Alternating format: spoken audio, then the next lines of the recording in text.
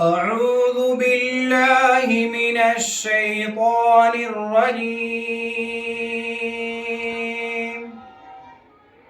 بسم الله الرحمن الرحيم.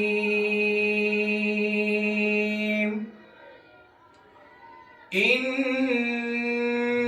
المتقين في ظلال وعيون وفواكه مما يشتهون كلوا واشربوا هنيئا بما كنتم تعملون إنا كذلك نجزي المحسنين ويل يومئذ للمكذبين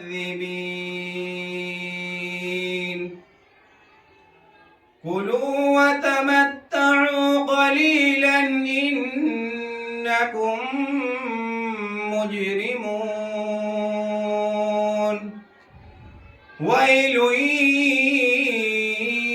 يومئذ للمكذبين وإذا قيل لهم اركعوا لا يركعون ويل يومئذ للمكذبين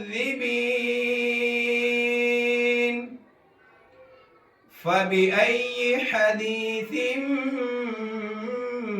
بعده يؤمنون صدق الله العظيم.